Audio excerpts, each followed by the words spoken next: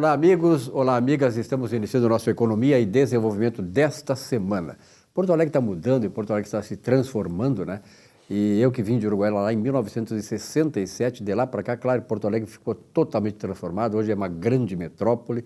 Quando eu cheguei aqui naquela época, Porto Alegre tinha 600 mil habitantes. Hoje temos quase 2 milhões de habitantes aí na grande Porto Alegre, tá aqui, mas na capital 1,5 milhão no mínimo de habitantes, ou seja, quase que triplicou.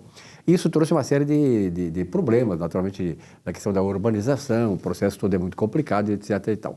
E para isso nós vamos conversar agora com o Vilmar Govinatsky, que é o homem de Camaquã. Vilmar, e aí, obrigado, Vilmar, pela tua presença. Camaquã, que Porto Alegre faz parte da grande Camaquã. Ah, guríssimo. Silvio, é uma honra enorme estar aqui neste programa, Economia e Desenvolvimento, um programa tão importante. Há 23 anos trata, no ar. 23 anos no ar, não é? Que trata de temas também tão necessários para a nossa comunidade, Porto Alegre, Rio Grande do Sul, etc. Bom, o Vilmar é um camarada como eu, né? A gente anda muito pela cidade, a gente se desloca muito e tal, e tem um certo conhecimento bem profundo da cidade, das necessidades, daquilo que está sendo feito, aquilo que é necessário fazer. Vilmar, como é que tu está vendo esse desenvolvimento? Vamos ficar um pouquinho mais na zona central, aqui no 4º Distrito e no Cais do Porto, de lá para cá, que ia até o Beira-Rio, que foi uma transformação muito grande. Como é que tu está vendo esta mudança, essa transformação, esta revitalização de Porto Alegre? Olha, Silvio, eu estou vendo de forma muito positiva, viu? Porque, veja bem, tu falaste que quando vieste para Porto Alegre, deve ter sido dos mesmos anos 70 que eu vim em 67. Eu vim em 71, e tu falaste que havia, naquela época, cerca de 600 mil habitantes. Hoje, na verdade, este número é um número já superado de veículos em Porto Alegre. É verdade. Hoje tem mais de 600 mil veículos em Porto Alegre, não é? Então, e como eu também... tu falaste que eu conheço Porto Alegre, graças a Deus eu tive uma temporada boa, 3 anos e meio na EPTC como diretor, né? Então realmente eu fiquei conhecendo muito Porto Alegre em toda a sua extensão territorial e toda a sua também densidade demográfica, nos pontos mais concentrados de população. Então eu estou vendo de forma muito positiva, muito otimista. Nós temos regiões em Porto Alegre que evoluíram bastante, há outras que ainda faltam evoluir. Mas temos, por exemplo, vamos começar pela parte que Porto Alegre deixou muito tempo a desejar, que foi a questão turística de Porto Alegre. Porto Alegre simplesmente esqueceu de que ela também poderia ser um polo turístico. E hoje não, hoje nós temos a orla do nosso grande Lago Guaíba, não é? Que está realmente maravilhosa, está expandindo mais. Nós temos ali o embarcadeiro, nós temos ainda toda a parte dos pavilhões, não é? Do Cais Mauá, que tem que ser revitalizados. Não é? Então tem coisas em Porto Alegre que realmente está trazendo as pessoas para cá. A rede hoteleira está crescendo, não é? E os supermercados, enfim. Então quando a gente nota que essa situação de serviços, de comércio está evoluindo, é porque a cidade como um todo está evoluindo. Há uma questão, tu falaste aí muito na revitalização da Orla do Guaíba, que está em comunhão com a questão do centro da capital, desde lá o gasômetro, né? Mas também tem uma área em Porto Alegre que era muito importante. Eu me lembro quando cheguei aqui em 67, que é uma área mais desenvolvida, a área industrial, que era o 4º Distrito. Hoje, as empresas do 4º Distrito, que eram indústrias, já saíram, a maioria não está mais lá. Então, o 4º Distrito está mais ou menos que abandonado.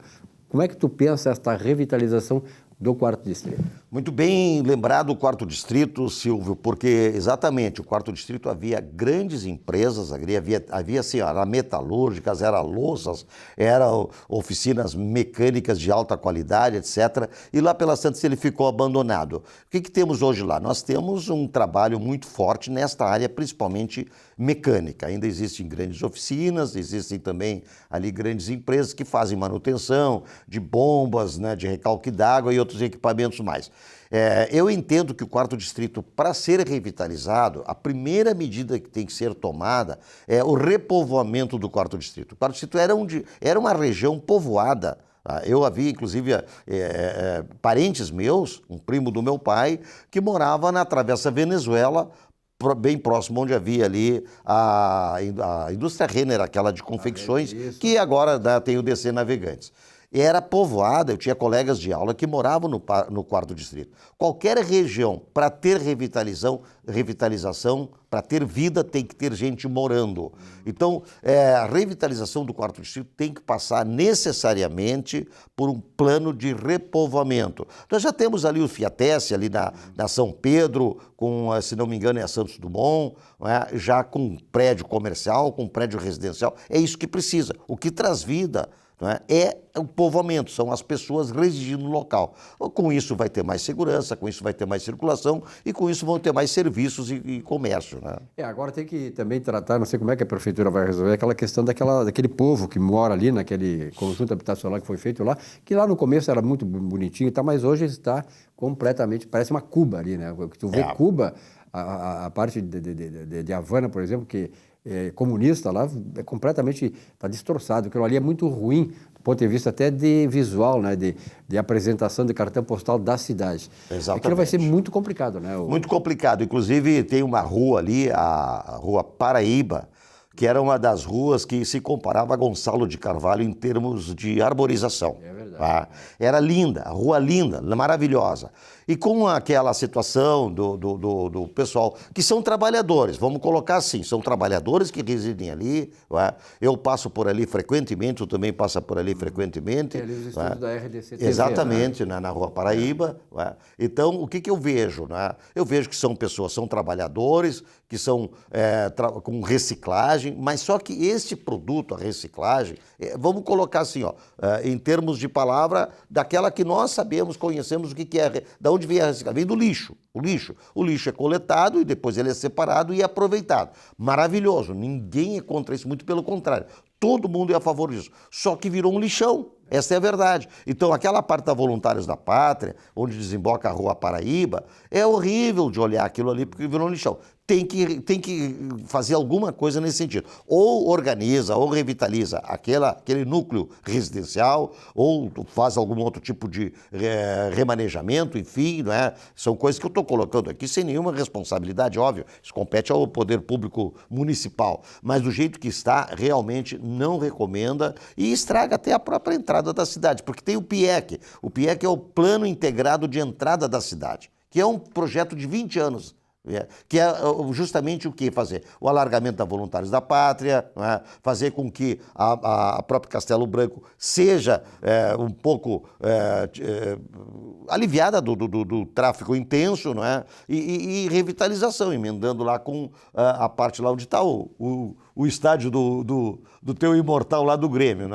Então o que acontece? Tudo isso tem que ser... O bairro Humaitá também vai precisar. Exatamente, o bairro Humaitá. Revitalização. Me faltou, eu fiz a referência do estádio da Arena do Grêmio, Mas o bairro Humaitá está tudo dentro desse complexo do PIEC. Mas aquilo ali virou um gargalo, realmente virou um nó górdio, aquele complexo que está ali, que é, infelizmente, um lixão. Trabalhadores que ali residem, são pessoas que não fazem mal para ninguém, muito pelo contrário, eles pegam no lixo, fazem reciclagem. Que trabalham, são famílias humildes. O problema todo ali é o seguinte, como tu falaste, esse lixão, porque o processo todo, que deles pegarem o lixo, processarem ali e destinarem para onde vai ser destinado, esse processo precisa ser melhor pensado, exatamente para evitar que aquele pessoal ali, que são pessoas humildes, sejam acometidas por doenças que o lixo traz.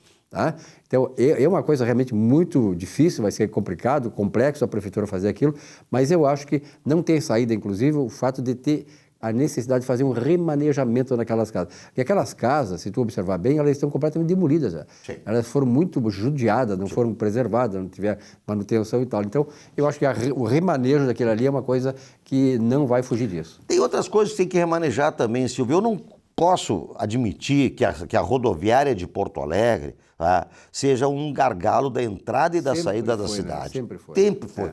Tem que remanejar. Nós temos a própria Zona Norte, A própria Zona Norte, ela tem extensão territorial para fazer isso.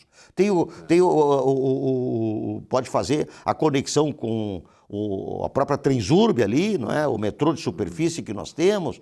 Então tem que fazer. Ah, mas é bom porque fica no centro de Porto Alegre, porque a pessoa vem do interior já desce. Não, mas se tu coloca, faz uma conexão com o trem, também fica no centro de Porto Alegre. Quer dizer, é uma questão, o trem, eu uso o trem de vez em quando, é maravilhoso, não tem problema nenhum, é rápido, é seguro, é eficiente. Não é? O que está impedindo isso? Porque, na verdade, assim, estudos sempre foram feitos, porque a rodoviária, ela era ali na Júlio de Castilhos. Né? Exatamente, eu peguei essa época tempo, também. Era ali, o ônibus parava ali na Júlio de Exatamente, Castilhos. Né? ao lado da aviação férrea. Eu acho que foi em 69, 70, por aí, 71, que foi fundada essa rodoviária nova. Isso. E de lá para cá, claro, imagina, nós temos 600 mil veículos só em Porto Alegre, então esse fluxo de trânsito ali nunca conseguiu ser um fluxo que desse uma normalidade ao trânsito, não só na saída, como na direção da rodoviária, saída, entrada, mas a entrada e a saída da cidade. Já esse foram é o problema. feitas várias experiências na minha época, inclusive na IPTC, fizemos várias experiências de trânsito. Hoje para sair de Porto Alegre, ou tu vai pela parte, vamos dizer assim, interna da rodoviária, ou tu vai lá por trás, emendando a Mauá com a Castelo Branco, né? Então é um horror, tem que remanejar sim. A concepção da rodoviária, na época que foi feita, ela é uma concepção fantástica, né? O fluxo, a própria parte, né, arquitetônica da rodoviária, o fluxo de entrada e saída de ônibus é muito bom, não é? Então esse modelo, só que ele dali não é o local, não adianta, acabou, não é? Já passou o tempo, cumpriu a sua missão ali. Bom, uma das questões assim, que a gente tem colocado, a gente sempre, como jornalista, tu também, né, nessa área aí de ser crítico da cidade, de elogiar aquilo que é bom de elogiar, que tem que elogiar, né, porque o elogio faz bem para o setor da área pública, para o executivo, que ele está sabendo que ele está fazendo a coisa certa, né, e vai nesse rumo. Mas tem muitas coisas ainda erradas em Porto Alegre. Por exemplo, Porto Alegre está muito suja, não é isso? Tá muito Tens suja. essa impressão também? Horrível, horrível. O centro da cidade de Porto Alegre simplesmente, olha, uma coisa assim, lamentável, é deplorável. Eu estive, nessa semana, eu estive no chalé da Praça 15 à noite, no lançamento do livro do nosso Roque querido Jacob. amigo Roque Jacob, né? Roque Jacob, que lançou um livro, vale a pena, Memórias na Pandemia. Muito bacana o livro dele, foi muito concorrido. Mas o que acontece? Tu sai do chalé da Praça 15 e foi como a gente ficou lá, encontrou muitos amigos, encontrei inclusive um camarada que eu não vi há muito tempo, que é o Leonid Straliev. O Leonid Straliev. Cara fantástico. Famoso fotógrafo, né? Famoso fotógrafo. E o que acontece? A gente saiu de lá, Leonid, eu, minha mulher, para pegar um Uber. Meu Deus do céu.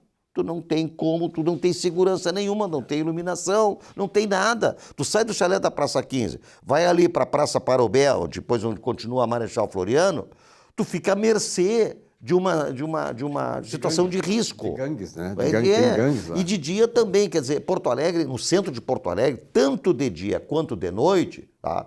A administração pública municipal tem que ter mais atenção. Porque tu passa de dia, tu não consegue andar nas calçadas, não consegue andar nas calçadas. Tu vai, por exemplo, vai caminhar, está chovendo, tu não vai comprar um guarda-chuva para caminhar.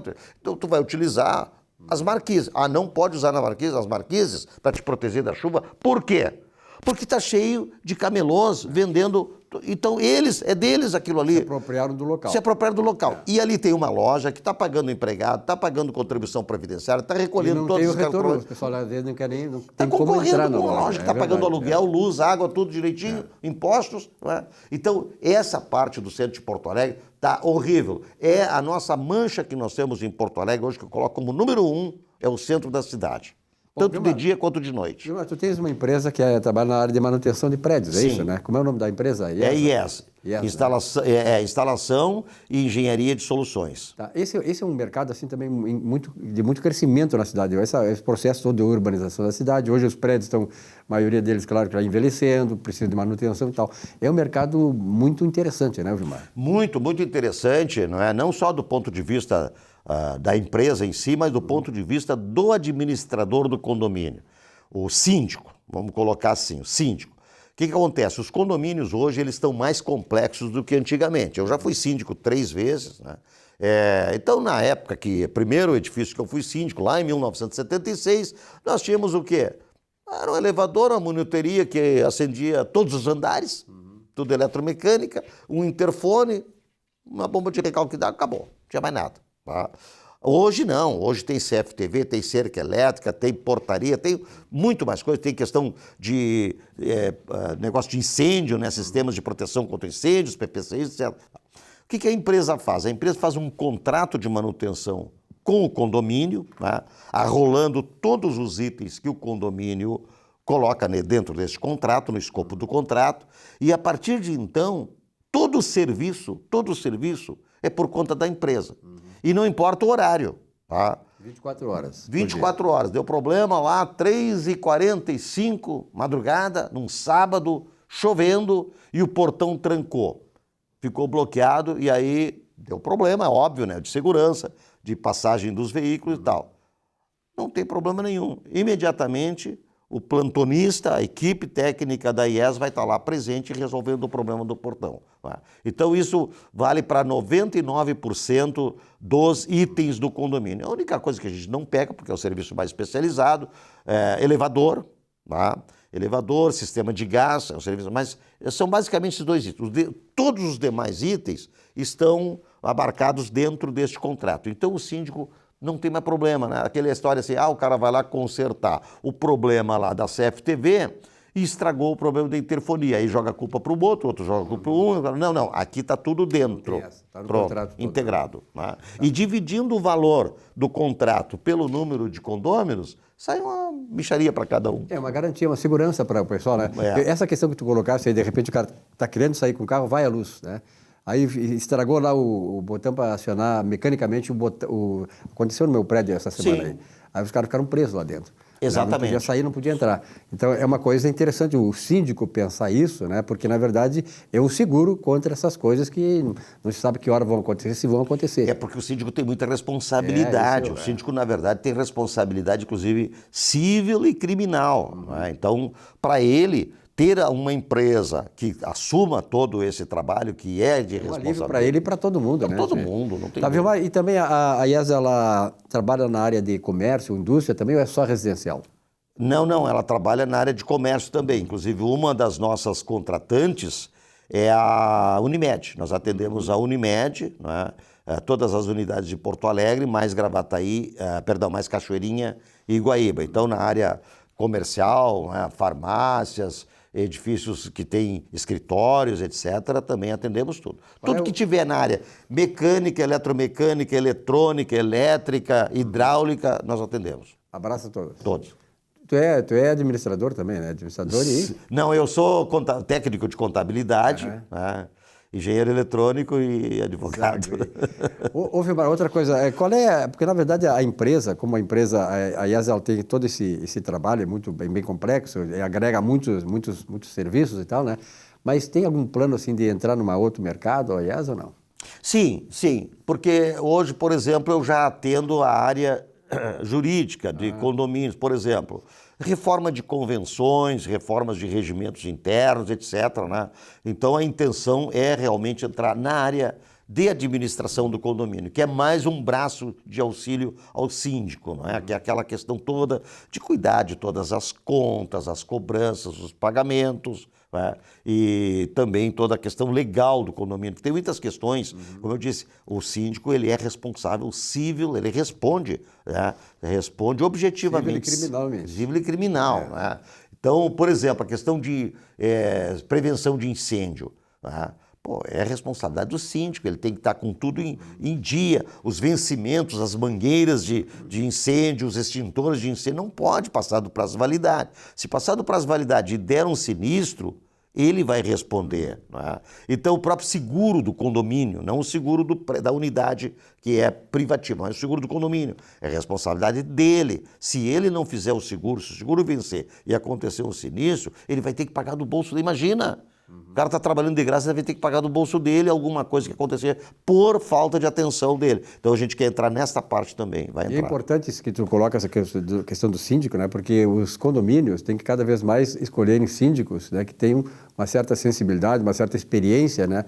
Nessa questão, exatamente para evitar que daqui a pouco surja um problema sério que envolva não só o síndico, mas também todo o condomínio. Exatamente. Agora nós temos, inclusive, um outro nicho de mercado, não é profissional, que são os síndicos profissionais. Isso. Nós não vamos entrar nessa área dos síndicos profissionais. Nós estamos atendendo síndicos profissionais. Nós temos uma empresa, por exemplo, a Competência, que é uma grande empresa de síndicos profissionais, que todo o trabalho dos edifícios que eles administram, somos nós que fazemos. Qual é a equipe de trabalho de vocês? Hoje nós estamos com 12 colaboradores e 7 veículos, né? E mais a equipe diretiva, né? Que é o pessoal que faz toda a organização da empresa. Né? E, na verdade, assim, esse é um processo que exige muito treinamento também. Então, o pessoal exige muito treinamento. Treina, né? A gente tem que cuidar muito do treinamento e também do turnover. Né? Não ter turnover alto, porque manter o nosso colaborador treinado, qualificado e com bastante tempo dentro da empresa é muito importante para todos nós, porque esse pessoal, ele também, os nossos técnicos, eles ficam muito conhecidos dentro do condomínio. Então, quando a gente já chega, tudo uniformizado, nosso pessoal todo treinado, tem as normas regulamentadoras 35 e 10, que é a altura e eletricidade, não é, para trabalhar, toda a parte trabalhista, tudo certinho, uniforme, enfim, não é? Então, esse padrão a gente cuida muito, porque quando o nosso técnico, o nosso veículo chega lá, veículo logotipado, yes, não é? Chega no condomínio, ele já é reconhecido e ele já vamos dizer assim, já faz parte, na verdade, do grupo ali de atendimento do próprio condomínio, quer dizer, já é uma pessoa da casa. É importante essa identificação, né, com o local de trabalho onde eles vão trabalhar, porque isso aí, como tu diz, facilita as coisas e evita, por exemplo, lá no meu prédio, há uns 3 meses atrás, entrou uma pessoa lá com um uniforme, não sei de que, como é que deixaram entrar, e o cara roubou 2 bicicletas. Né? E o cara sabia, porque 2 bicicletas de alto valor, mais de R$ 1.500 cada uma das bicicletas. Então, isso aí é uma coisa que o síndico tem que estar de olho nisso. E toda pessoa, toda empresa que vai prestar um trabalho dentro do condomínio tem que ter essa relação. Aliás, esse é outro aspecto também positivo para o síndico, porque é a IES que está chegando. Quer dizer, que se houver, graças a Deus, nunca aconteceu nada, a empresa existe desde 2003, antigamente... 20 anos. 20 anos, ela era... instaladora de equipamentos de segurança, era só equipamentos de segurança. Depois a gente expandiu, a partir de 2016, expandiu para mais serviços. Né? Então, qualquer coisa que acontecer, né, a responsabilidade da IES. Não precisa estar sabendo, mas quem é que mandou? Mas foi o cara do portão. Não, foi o cara do interfone, foi o cara lá da CFTV. Não, é a IES que está lá dentro. Né? Graças a Deus nunca aconteceu nada, a gente cuida muito isso, né? Nosso pessoal, a gente conhece um por um, né? Então é outra comodidade, é outra zona de conforto para o próprio síndico. O negócio da relação de confiança, né? Isso é importante hoje, ter essa relação de confiança, né? Isso aí é bom para todos, para vocês, né? Que sabe com quem estão tratando, e para o pessoal que contrata vocês, que sabe com quem estão tratando também. A relação de confiança, hoje tem que ter, assim, qualquer empresa tem que ter 2 situações. É a competência, a qualidade e a confiabilidade. Não adianta ter uma coisa e não ter a outra, tá? Então tem que ter. Se não tiver confiabilidade, se não tiver qualidade, a empresa não vai adiante, não consegue. Vilmar, como colorado, como porto-alegrense, que tu está assumindo Porto Alegre e tal, como é que tu está vendo, só para terminar o programa, eu quero fazer uma pergunta, questão do estádio olímpico. Eu passei lá na vinda para cá e realmente dá uma tristeza ver aquilo abandonado, né? Qual é a saída que vai ter isso aí? O Grêmio vai voltar para ali, vai ter que voltar para lá? A saída é justamente colocar em prática o PIEC. Tem que colocar em prática. O PIEC existe, que é o Plano Integrado de Entrada da Cidade, que pega toda a Voluntários da Pátria, pega todo o Maitá, pega toda ali a parte da Zona Norte, o alargamento da Voluntários da Pátria, a integração, quer dizer, aquele complexo, inclusive com a ponte nova, etc. Né? É isso. Claro, isso está gravado como verba federal, mas tem que haver mais sintonia entre a administração municipal e a administração federal e tem que colocar em prática. Né? Assim como foi colocada em prática a orla aqui do Guaíba, né? O Pontal, etc. Tem que colocar em prática. Essa é a saída, tem que relocar, tem que remanejar, tem que negociar com aquela população ali que são trabalhadores, etc. Mas tem que ser feito isso aí. Se não for feito isso aí, né? O que acontece? Nós temos lá, eu sou colorado, né? O meu estádio é óbvio, né? Que é o Beira-Rio. Mas vamos lá, é um cartão postal a Arena do Grêmio. É bonito, é lindo, só que o acesso é horrível. Só que eu falei para ti, eu acho importante isso, falei para ti no Estádio Olímpico, né? Ali na Zenha. Tu está falando, desculpa, eu estava pensando... Monumental. Não, eu acho importante tu colocar essa questão importante, mas o Olímpico Monumental ali, que está completamente abandonado. Está completamente... Agora, desculpa, eu realmente estou desatualizado. Aquela área ali, ela não é privativa, não tem nada mais a ver com o Grêmio, ou ainda pertence ao Grêmio. Está um rolo todo aí, né? Eu realmente não sei. É da AOS, mas a AOS ela ia se pegar no momento em que o Grêmio fosse dono da Arena, que o Grêmio não é o dono da Arena. Não é. Então dá esse rolo todo. Então, Está é uma judicializado, questão... será? Eu lamento, eu não tenho a informação atualizada, mas tem que ser Mas é tomado. uma pena que aquilo ali é uma área assim, nobre da cidade. Nobre, né? uma área Aqui no centro de nobre, Porto Alegre. uma área linda, uma área residencial, uma área Com extremamente... certeza, né? Pô, eu frequentava o estádio do Grêmio ali, o estádio olímpico, eu adorava o Mosqueteiro, a churrascaria Mosqueteiro. Nós tínhamos, imagina assim, ó, pô, quem é mais jovem não lembra, não tinha idade para... Tinha o barril no gigante aqui, tinha o barril, né? E o mosqueteiro. Eu adorava o mosqueteiro. E a gente era bem recepcionado. Tá? Aliás, por que mudaram? Por que o Grêmio mudou a figura do mosqueteiro? Era tão bonita a figura do mosqueteiro que vocês tinham, né? Mudaram. Botaram agora o... Está mudando para pior, né? Para pior. Agora estão dizendo que vamos ter Grenal agora o ano que vem, na segunda divisão. Na segundona. Meu Deus do céu. Pô, levamos 2 ontem, dois do Atlético Paranaense. Um dia depois do jogo do Atlético Paranaense e o Grêmio que levou 4 do Palmeiras. E o Grêmio levou 4 do Palmeiras. Gilmar, obrigado pela tua presença aqui. Pai, eu que agradeço, é uma honra enorme. E até a próxima. Obrigado, Silvio. Obrigado, um abraço a todos.